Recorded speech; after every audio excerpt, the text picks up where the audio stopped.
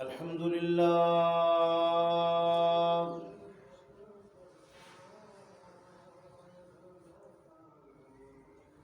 الحمد لله نحمده ونستعينه ونستغفره ونعوذ بالله من شرور أنفسنا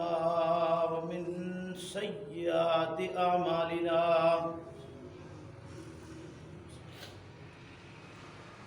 من يهده الله فلا مضل له ومن يضلله فلا هادي له ونشهد أن لا إله إلا الله وحده لا شريك له ونشهد أن محمدًا عبده ورسوله أما بعد فإن خير الحديث كتاب الله وخير الهدي هدي محمد صلى الله عليه وسلم وشر الأمور محدثاتها وكل محدثة بدعة وكل بدعة ضلالة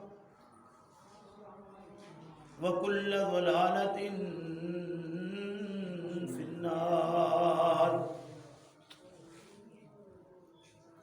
فأعوذ بالله من الشيطان الرجيم بسم الله الرحمن الرحيم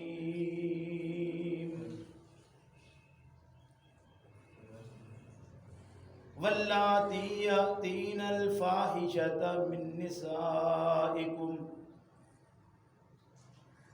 فاستشهدوا عليهن أربعة منكم فإن شهدوا فأمسكوهن في البيوت حتى يتوفاهن الموت أو يجعل الله لهن سبيلا واللذان يأتيانها منكم فآذوهما فإن تابا وأصلحا فأعرضوا عنهما إن الله كان توابا رحيما إنما التوبة على الله للذين يعملون السوء بجهالة ثم يتوبون من قريب فأولئك يتوب الله عليهم وكان الله عليما حكيما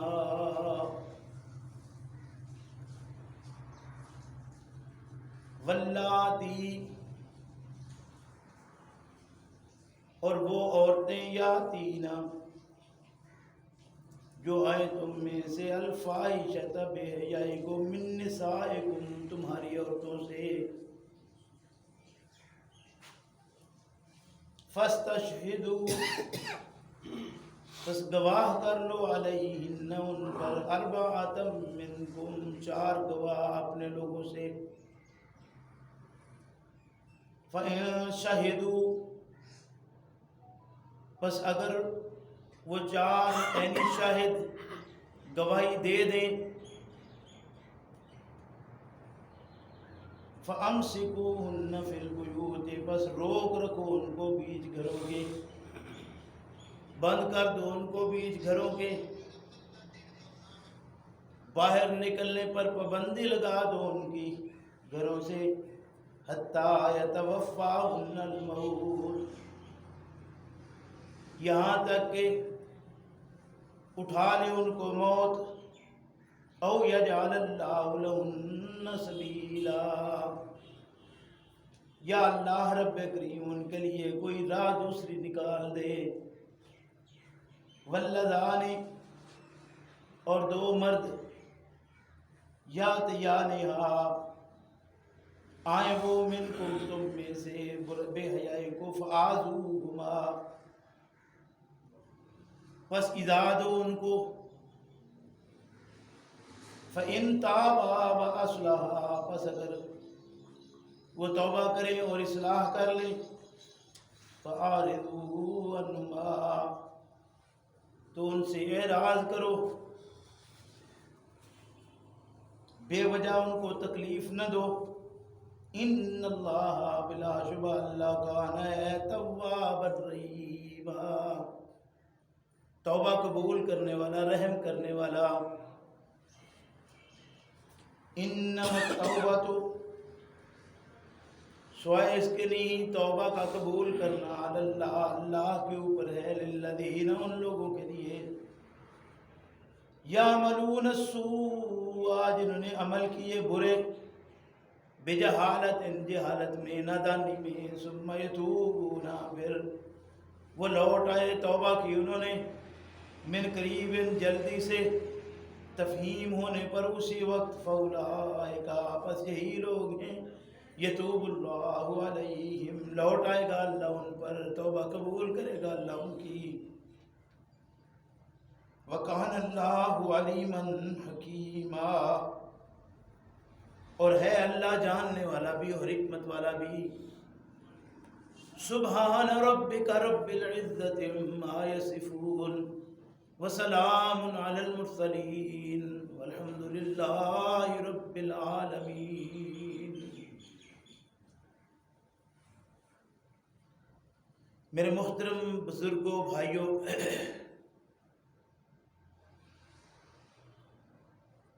آج کے اس مسلسل سبق میں جو سورہ النساء سے ہمارا جاری ہے،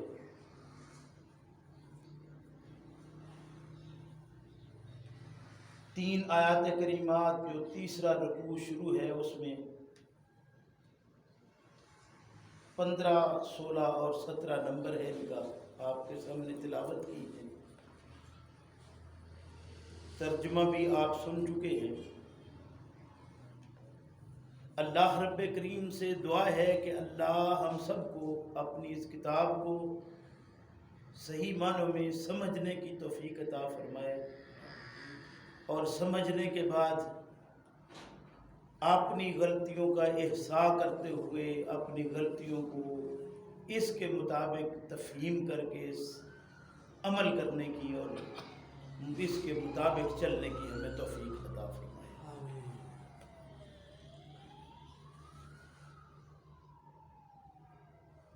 یہ جو 2 رکوع ہمارے گزر چکے ہیں، ان 2 رکوع کے اندر خواتین کے متعلق مضامین بیان کیے گئے ہیں.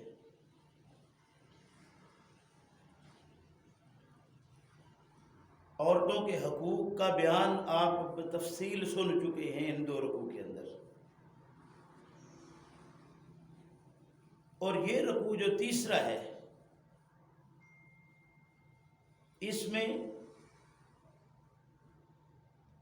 ان کی کچھ ذمہ داریاں ہیں جن کا ذکر ہو رہا ہے. حقوق بیان کیے جا چکے ہیں اور ذمہ داریوں کو اس رکوع کے اندر ہم سنیں گے.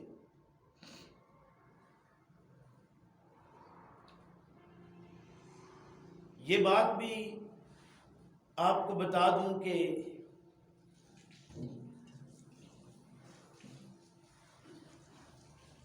جیسا میں ساتھ ساتھ عرض کرتا ہی رہتا ہوں کہ وہ آیات جن کے متعلق ہمارے مفسرین اکرام نے یہ بیان کیا ہوا ہے کہ یہ منسوخ ہو چکی ہیں، ان کو میں ساتھ ساتھ آپ کے اطلاع عرض کرتا رہتا ہوں، یہ آیات بھی انہی آیات میں گنی جاتی ہیں جن کو اکثر مفسرین نے منسوخ قرار دیا ہے۔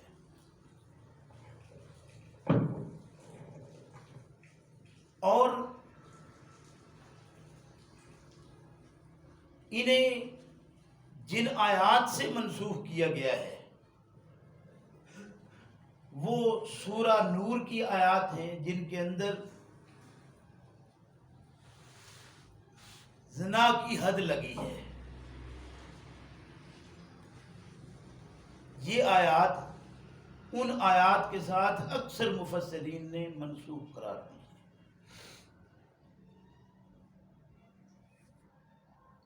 لیکن بعض مفسرین نے ان کے احکام الگ بیان کیے ہیں اور وہاں علیحدہ بیان کیا گیا ہے۔ مضمون کے لحاظ سے اگر الفاظ کی طرف غور کیا جائے، یعنی سیاق و سباق کے لحاظ سے،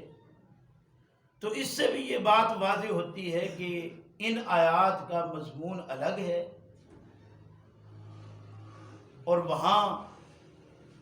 الگ مضمون بیان کیا گیا ہے۔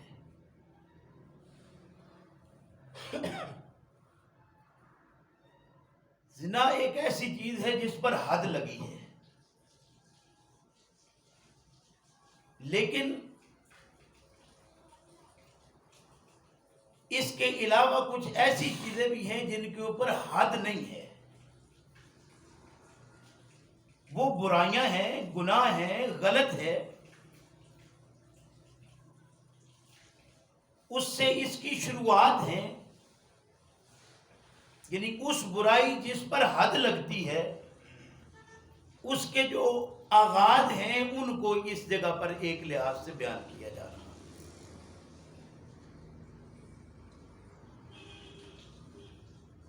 لیکن کیونکہ بے حیائی کا آغاز بھی ہو تو ظاہر ہے ایک کے اوپر دوسری اور تیسری سیڑھی چڑھتے جائیں گے تو ایک وقت آئے گا کہ وہ حد تک پہنچ جائیں گے جہاں حد لگ جاتی ہے۔ تو اسلام نے اس کی حد لگنے سے پہلے بھی کچھ قیود مقرر کی ہیں جن کو ان آیات کے اندر بیان کیا گیا ہے، جسے میں اس معاملے میں عرض کر چکا ہوں کہ حقوق جہاں دیے اسلام نے وہاں ان کے اوپر کچھ ذمہ داریاں بھی لگائی ہیں، اور جہاں عورتوں کی کچھ ذمہ داریاں ہیں وہاں مردوں کی بھی کچھ ذمہ داریاں ہیں۔ اس لیے ان دونوں چیزوں کو ان دو آیات میں جو آج کے سبق میں شامل ہیں، پہلی دو، 3 آیات کل ہیں، بیان کیا گیا ہے۔ فرمایا واللاتی یاتین الفاحشۃ من نسائکم، وہ عورتیں جو ہیں تم مسلمانوں کی عورتیں، اگر وہ تم میں سے کسی ایسی بے حیائی کو آئیں جو حد نہیں لگتی لیکن شروعات ہو جاتی ہیں، جیسے اللہ کے پیغمبر صلی اللہ علیہ وسلم نے ارشاد فرمایا کہ تیری آنکھ بھی زنا کرتی ہے، تیری زبان بھی زنا کرتی ہے، تیرا قدم پاؤں بھی تیرے زنا کرتے ہیں، ہاتھ بھی، یعنی یہ وہ ہے جہاں حد نہیں ہے۔ ایسے ہی عورت اگر عورت کے ساتھ ملتفت ہو تو گو کہ اس پر وہ حد نہیں ہے، لیکن بہرحال یہ فحش معاملہ ہے، چونکہ فحش چیزوں کو پھیلانا، ان کا پرچار کرنا، یہ اس سے بڑی برائی ہے۔ اس لیے یہاں کچھ حدود ہیں جو لگائی گئی ہیں۔ اس میں پہلی چیز جو ہے وہ یہ ہے کہ واللاتی یاتین الفاحشۃ من نسائکم فاستشہدوا علیہن اربعۃ منکم۔ پہلی چیز یہ ہے کہ 4 گواہ اس کے اوپر موجود ہوں کہ یہ برائی یہاں پر ہو رہی ہے، ہم نے اس کو دیکھا ہے۔ تو ظاہر ہے کہ 4 گواہ ایسے موجود ہونا اتنا آسان کام نہیں ہے۔ گویا زبان کھولنے سے پہلے یہ دیکھنا پڑے گا کہ کہیں ایسا نہ ہو کہ میں اس سلسلے میں زبان کھول کر کسی چیز کو خواہ مخواہ پرچار کر رہا ہوں، اس کے اوپر بھی سزا ہے۔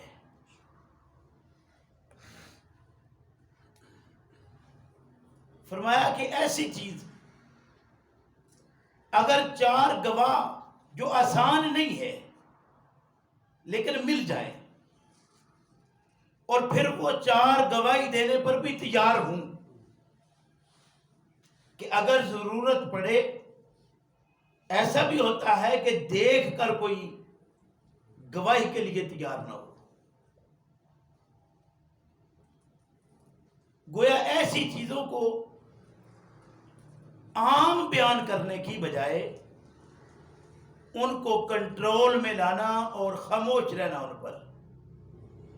ایسا کہ آنکھ دیکھے اور پھر یہ سمجھے کہ میری آنکھ نے کچھ نہیں دیکھا۔ دوسرے کی تفہیم ممکن حد تک اس طرح کرتے رہنا جو مناسب ہو۔ تو فرمایا جب 4 گواہ مل جائیں، فَإِن شَهِدُوا، 4 گواہ مل جائیں، فَأَمْسِكُوهُنَّ فِي الْبُيُوتِ، ان کو مار نہیں دینا، ان کے اوپر ابھی کوئی ایسی حد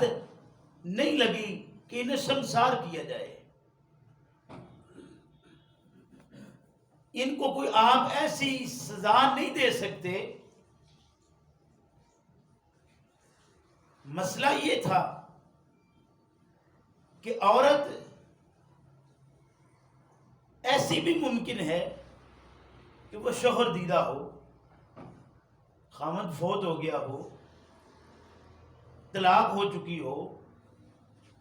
ایسی بھی عورت ہو سکتی ہے کہ اس کا ابھی نکاح ہوا ہی نہ ہو۔ تو ان ساری چیزوں کو یہ ماحول اور وہ صورتحال، یعنی اسلام نے ساری چیزیں وضاحت کر دی ان کی۔ اگر کوئی ایسی صورت ہے کہ اس کا نکاح ممکن ہے،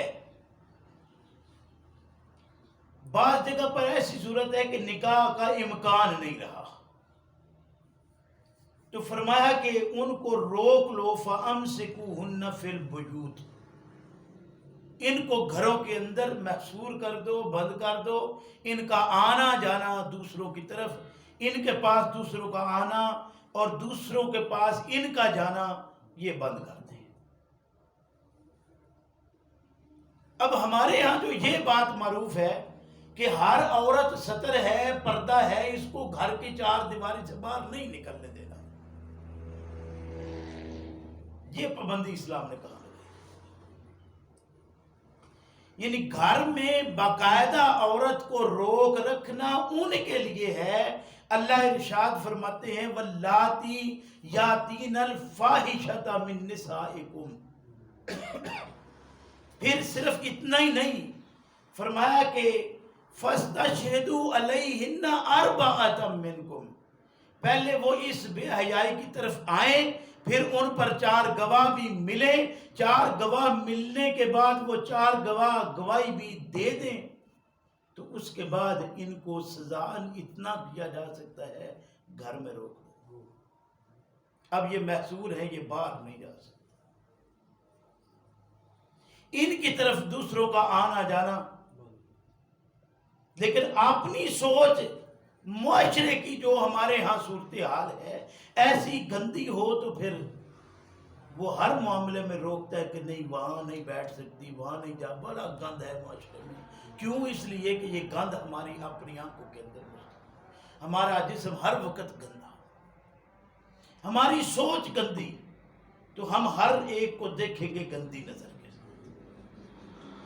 اب دلائل کی طرف جائیں گے تو چونکہ وہاں بھی دلائل ہمارے پاس موجود ہوں گے، ہم فوراً کہہ دیں گے دیکھیں اللہ کے پیغمبر صلی اللہ علیہ وسلم مسجد سے نکلے، اعتکاف میں رات کا وقت تھا، بیوی ساتھ تھی، تو 2 آدمی گزر رہے تھے بھی صحابی یعنی مسلمان مومن، تو فرمایا یہ میری بیگم ہے۔ عذرائے تفنن بھی کیا جا سکتا ہے، لیکن آپ صلی اللہ علیہ وسلم کا یہ کہنا ہم اس طرف بنا لے کہ نہیں عورت ایک تو آ نہیں سکتی تھی، جا نہیں سکتی تھی، پھر اس کے ساتھ جاتے، بھئی ان کو اس کا مطلب ان سے بہت سارے مسائل تھے جو ملتے تھے کہ اپنی زوجہ کو اپنے گھر تک چھوڑنا اعتکاف میں رات کے وقت، یہ مسئلہ اس سے ثابت نہیں ہوتا تھا۔ لیکن ہم وہ چیز لیں گے نا کہ عورت اکیلی اس طرح جا نہیں سکتی، مطلب یہ تھا کہ بہت سارے مسائل ہیں جو ان سے نکلتے ہیں، لیکن محدود سوچ۔ اب ان 4 گواہوں کے مل جانے کے بعد اور 4 گواہوں کی گواہی دے جانے کے بعد ان عورتوں کو گھر میں روکنا یہ اللہ کا حکم ہے کہ اب آپ ان کو محصور کر دیں، یہ جا آ نہیں سکتی۔ فَأَمْسِكُوهُنَّ فِي الْبُيُوتِ حَتَّى يَتَوَفَّاهُنَّ الْمَوْتِ، یہاں تک کہ اللہ انہیں اٹھا لے اور ان کی موت آ جائے، یعنی ان کے مرنے تک ان کو روک کر رکھنا ہے۔ یہ نہیں کہ مرنے تک روک کر ہی رکھنا ہے، ان کے لیے اور چیزیں بھی ہیں جو سوچی جا سکتی ہیں، ان کو کسی نکاح میں دیا جا سکتا ہو تو دینا چاہیے۔ فرمایا او یجعل اللہ لہن سبیلا، یا اللہ ان کے لیے کوئی اور راہ مقرر کر دے۔ گویا ایسی عورت اگر بھاگتی ہے تو اس کو بھاگنے پر مجبور کس نے کیا؟ ان گھر والوں نے، جنہوں نے اس کو قید و بند میں رکھا ہوا ہے۔ ایسے سلسلے کے اندر یہ لازم تھا کہ اس کی باقاعدہ طور پر سوچ سمجھ کر اس کا نکاح کیا جاتا۔ ذمہ داریاں یہ تھیں، ان کو پورا کرنے کی بجائے جو ذمہ داریاں اپنے اوپر تھیں دوسرے کو پابند کیا۔ تو میرے بھائی یہ بھی سلسلہ اسلام کا دیا ہوا نہیں ہے۔ فرمایا کہ جہاں تک کہ اللہ ان کے لیے کوئی دوسری راہ پیدا کر دے۔ پھر فرمایا کہ واللذان یاتیانہا، کہ 2 مرد اگر ایسا غیر فطری معاملہ کرے، اگر 2 مرد بے حیائی کو آئیں، منکم تم میں سے فآذوہما، عورتوں کو تو روک رکھنا ہے، مرد ہو تو اسے ایذا دینا ہے۔ اب یہ جو غیر فطری ہے اس میں تھوڑا مزید عرض کروں گا کہ اس غیر فطری کے اندر اور بھی چیزیں ہیں۔ ایک مرد کے ساتھ ملتفت ہے، ایک مرد کہیں عورت کے ساتھ ہی ملتفت ہے جہاں مناسب نہیں ہے، یعنی آوارہ باتیں، بات چیت، یہ ہر وقت آج کل جو فون کا سلسلہ، یہ چل رہے ہیں، کالیں چل رہی، یہ ذمہ داریاں ذرا تبدیل ہو گئی ہیں۔ اس کے علاوہ جو التفات ہے جس کو جائز نہیں کیا گیا، یعنی اس کا اتنا قرب ہو جانا، ایک دوسرے کا دل کے اندر پیدا ہونا، بات کا یہ برا نہیں ہے، کیونکہ بات دل کے اندر پیدا ہوگی پیغام نکاح جائے گا، پیغام نکاح جائے گا تو نکاح ہوگا، یعنی یہ چیزیں بھی ہیں نا۔ اس چیزوں سے اگر آگے کوئی بڑھتا ہے تو یہ پہلے وہ جو حد ہے نا جو مقرر ہے اصل میں، اس کو دیکھ کر اگر کہیں ایسی صورت ہے تو یہ اس سلسلے میں آئے گا جہاں حد زنا نہیں لگی، لیکن اس کے قرب کرنے والی چیزیں جسے ہم ہماری زبان میں کہتے ہیں ٹائم پاس، وقت گزاری کے لیے اپنے ایک دوسرے کے ساتھ جو تعلقات ہیں ان کو، اگر کہیں ایسی صورت آتی ہے تو اللہ ارشاد فرماتے ہیں کہ وَاللَّذَانِ يَأْتِيَانِهَا مِنْكُمْ فَآذُوهُمَا، تو ایسے مرد ہیں تو ان کو مارو، ان کو ایذا دو، ان کو تکلیف میں مبتلا کرو۔ اچھا، ہمارے اوپر جو انگلی رکھتے ہیں نا اسلام کے اوپر، کہتے ہیں کہ دیکھو اسلام جو ہے یہ بڑا ظلم کرنے والا ہے مذہب اور دین، اور غیر نے اس کے اوپر اتنا کچھ کیا، وہ کہتے ہیں دیکھیں جی عورت کو مرد سے آدھا حصہ دلوایا، عورت کو پابند کر دیا غلاف کے اوپر چڑھا کر اس کے، اور اس طرح کے بہت ساری چیزیں ہیں جو عورت کے لیے وہ بیان کرنے کے بعد کہتے ہیں کہ دیکھیں اسلام نے عورت کے اوپر ظلم کیا ہے۔ حالانکہ اسلام نے عورت کو ہر لحاظ سے محفوظ کیا ہے، اور اس انداز سے محفوظ کیا ہے کہ وہ لوگ جو اسلام سے قبل کچھ بھی نہیں دیتے تھے، کہتے ہیں اسلام چاہتا تو ان کو برابر حصہ دلوا سکتا تھا، ہاں برابر دلوا سکتا تھا، کوئی شک اس میں نہیں ہے، لیکن اسلام نے جہاں چاہا وہاں برابر دلوایا بھی، آپ پڑھ چکے ہیں، لیکن روٹین میں جو سلسلہ ہے اس میں مرد عورت پر حاکم ہے، تو ظاہر ہے وہ قوام ہے، تو اس کی ذمہ داری کس کے اوپر ہے؟ مثال کے طور پر ایک بیٹی ہے تو باپ کی ذمہ داری میں ہے جب تک نکاح نہیں ہے، باپ نہیں ہے تو بھائی کی ذمہ داری میں ہے، دادے کی ذمہ داری میں ہے، چچا کی ذمہ داری میں ہے، ماموں کی، یعنی کوئی مرد ہے جس کی ذمہ داری میں ہے، اللہ ماشاءاللہ کہ کہیں معاملہ ایسا بن جائے کہ اس کی عورت ہی کفالت کرنے والی رہ جائے، اللہ ماشاءاللہ، ورنہ کہیں نہ کہیں مرد اس کے اندر اٹیچ ہوتا ہے، کوئی صورت نہ ہوئی۔ اسلام نے ہم پڑھائے ہیں یہ پچھلے 2 رکوع میں کہ اگر کہیں وہ عورت ایسی ہے کہ چھوٹے بچے ہیں اس کے، وہ کہیں اور نکاح کرے گی، کیوں کرے گی؟ اس لیے کہ ان بچوں کی پرورش کرنا ہے، یعنی مرد دوسری شادی کیوں کرے گا؟ ان بچوں کی یتیماں کی پرورش کے لیے، تو یہ پھر کس کی؟ ایک مرد کی پرورش میں گئی، حقوق پھر ان کے محفوظ ہے اپنی جگہ پر۔ تو اسلام نے تو ان کو ہر لحاظ سے محفوظ کیا تھا، لیکن ہم ساری چیزوں کو ایک طرف پھینک کر کہتے ہیں اسلام چاہتا تو ان کو برابری کے حقوق اس طرح دے دیتا۔ اور اس پر میں بڑی مختصر بات کر رہا ہوں، واللہ العظیم لوگوں نے یہاں تک کہا کہ محمد اگر اللہ کا رسول ہوتا صلی اللہ علیہ وسلم، اگر یہ پیغام اللہ کی طرف سے ہوتا تو اللہ نے انسان کو بنایا، اس نے مرد اور عورت بنایا، اس نے برابری کی۔ یہ پیغام اس وجہ سے اللہ کے مطلب کا پیغام نہیں اور محمد اللہ کا رسول نہیں، انا للہ و انا الیہ راجعون۔ ورنہ اسلام دیکھیں یہ آیات کتنی واضح بتا رہی ہیں کہ ایک طرف 4 گواہ جب تک نہ ملے زبان نہیں کھول سکتا، 4 گواہ ایک گواہ نہ دے لیں اس وقت تک کوئی آدمی بات کر ہی نہیں سکتا۔ پھر جب یہ سارا سلسلہ ہو تو عورت کو محصور کہا کر دیں گھر کے اندر، لیکن جب مرد کا کوئی معاملہ ایسا آیا تو فرمایا انہیں ایذا دیں،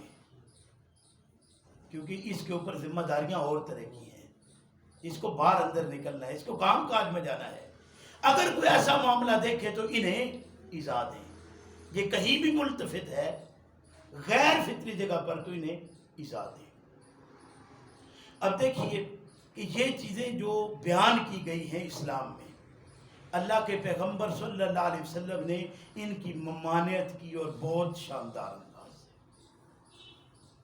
آپ صلی اللہ علیہ وسلم نے ارشاد فرمایا، ابو ہریرہ رضی اللہ عنہ راوی ہے اس کے، فرمایا کہ مخلوق میں 7 قسم کے لوگ ایسے ہیں جن پر اللہ کی لعنت ہے، 7 قسم کے لوگ ایسے ہیں مخلوق میں جن پر اللہ نے لعنت کی ہے، اور ان 7 میں سے ایک قسم وہ ہے جس پر 3 بار کہی، 6 پر ایک بار لعنت، اور ان میں سے 7واں ایک ایسا ہے ان میں لعنتیوں میں جس پر 3 بار لعنت کہی گئی۔ پیغمبر اسلام صلی اللہ علیہ وسلم نے ارشاد فرمایا کہ وہ لوگ ہیں جن کے اندر وہ عادت ہو جو قوم لوط عادت اپنا چکی تھی. فرمایا وہ شخص ملعون ہے، وہ شخص ملعون ہے، وہ شخص ملعون ہے جس کے اندر قوم لوط والی عادت پائی جائے. ابھی یہ حد لگنے والا معاملہ نہیں ہے جو زنا کی ہے، وہ سنسار ہے. اللہ کے پیغمبر صلی اللہ علیہ وسلم نے ارشاد فرمایا کہ 4 قسم کے آدمی ایسے ہیں جن سے اللہ رب کریم اگر صبح کو ناراض ہے تو ان 4 آدمیوں کی صبح ایسی، رات ایسی ہوگی کہ اللہ ان پر غضبناک ہوگا. ہر صبح اللہ کی ناراضگی اور ہر رات اللہ کا غضب ہو. وہ کون لوگ ہیں؟ فرمایا ان میں سے ایک وہ مرد جو عورتوں کی مشابہت اختیار کرتا ہے، عورتوں جیسا سلسلہ اس نے بنا لیا ہو اپنا. دوسری وہ عورت جس نے مردوں والا سلسلہ بنا لیا ہو. فرمایا کہ ایک وہ جو جانور کے ساتھ غلط فعل کرنے والا ہے، اور چوتھا وہ جو یہ ہم جنس پرستی کا قائل ہو جائے. ہر صبح اس شخص سے اللہ ناراض ہے اور ہر رات اللہ رب کریم اس کے لیے غضبناک ہے. جس کی صبح و شام ایسی ہو اللہ کی ناراضگی اور غضب کے اندر، وہ اپنی نجات کیسے کروا سکتا ہے؟ اس کی نجات کیسے ممکن ہے؟ ابن عباس رضی اللہ عنہ سے روایت ہے کہ ان حالات کو دیکھ کر اللہ کے پیغمبر صلی اللہ علیہ وسلم نے ارشاد فرمایا کہ اگر ایسے لوگوں کو دیکھو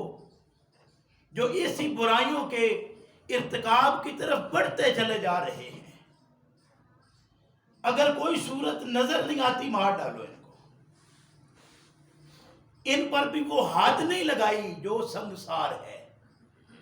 یعنی یہ ایسے جیسے سزان کہتے ہیں کہ کوئی ایسی صورت ہے کہ باز آنے کی کوئی شکل نظر ہی نہیں ہے. اس سے یہ مفہوم نہیں نکلتا کہ جہاں پکڑو ان کو مارو. یا جو ہمارے ہاں اس وقت رواج ہے کہ خود جو مرضی کرتے پھرو، لیکن گھر میں سے عورت نے ذرا کوئی ایسا کام ہو گیا اس سے نظر میں بعد میں آیا، اسے پہلے اندر کہتے ہیں ایسے دفن کیا پتہ ہی نہیں چلا کدھر سے کدھر چلا گیا، اور اس پر پھر الزام کئی طرح کے لگ گئے. یعنی اسلام نے اس طرح کی بے حیائیوں سے رکنے کا ایک طریقہ کار مقرر کیا ہے اور وہ بتایا جا رہا ہے. ابو ہریرہ رضی اللہ عنہ سے روایت ہے کہ وہ آدمی جو اذیت کے دنوں میں بیوی اس کی ہے، اس کے ساتھ اس فعل سے باز نہیں آتا. یا وہ شخص جو کسی کاہن کے پاس جا کر اس سے غیب کی خبریں معلوم کرتا ہے، پھر ان پر یقین کرتا ہے. فرمایا ابو ہریرہ نے کہ پیغمبر اسلام صلی اللہ علیہ وسلم نے ارشاد فرمایا کہ وہ دین جو مجھے اللہ نے دے کر بھیجا ہے، وہ شخص، ایسا شخص جو یہ فعل کرنے والا ہے، وہ میرے دین پر نہیں ہے. یہ روایات 20 کی تعداد میں نہیں، سینکڑوں کی تعداد میں موجود ہیں. اور میں نے آج چونکہ یہ آیات آ گئی تو اس لیے آپ کے سامنے یہ رکھی چند ایک باتیں کہ کچھ اصلاح ہماری اس معاملے میں بھی معاشرتی طور پر ہو کہ ہمیں اپنے لیے کچھ حدود مقرر کرنا ہے اور ان بچوں کی تعلیم اور تربیت کے دوران انہیں حدود بتائیں کہ اس سے آگے آپ نہیں جائیں، تفہیم کرائیں ایسی کہ اس حد کو آگے پار نہ کریں وہ۔ اللہ رب کریم ہم سب کو اس بات کی توفیق عطا فرمائے۔ فرمایا وَاللَّذَانَ يَأْتِيَانِهَا مِنْكُمْ، وہ مرد جو آئیں تم میں سے اس بے حیائی کو فَآذُوهُمَا، انہیں ایذا دی جائے، فَإِن تَابَا، اگر وہ توبہ کریں، اور پھر توبہ کے بعد کیا ہے، وَأَصْلَحَا، اور اپنی اصلاح کر لیں۔ انسان کے لیے بہت بڑی چیز اللہ نے یہ رکھی ہے، ایک توبہ جب اس کی تفہیم ہو جائے تو پھر وہ توبہ کرے اور توبہ کر کے اپنی اصلاح کر لے، آئندہ اس کام کے قریب نہ جائے۔ یا ایھا الذین آمنوا توبوا الی اللہ توبۃ نصوحا۔ توبۃ النصوح کیا ہے؟ توبۃ النصوح یہی ہے کہ انسان کو جب سمجھ آ جائے کہ میرا یہ فعل غلط ہے، اس فعل کے غلط ہونے کو تسلیم کرتے ہوئے آئندہ اس کے قریب نہ جائے، تو یہ توبۃ النصوح ہے۔ اسے فرمایا توبۃ النصوحا، فرمایا فَإِن تَابَا وَأَصْلَحَا، اگر وہ توبہ کر لے اور اپنی اصلاح کر لے، فَأَعْرِضُوا عَنْهُمَا، تو ان سے اعراض کرو، منہ پھیر لو، ان کے پیچھے نہ پڑے رہو کہ تم تو وہ ہو نا، تم نے تو یہ کیا تھا نا۔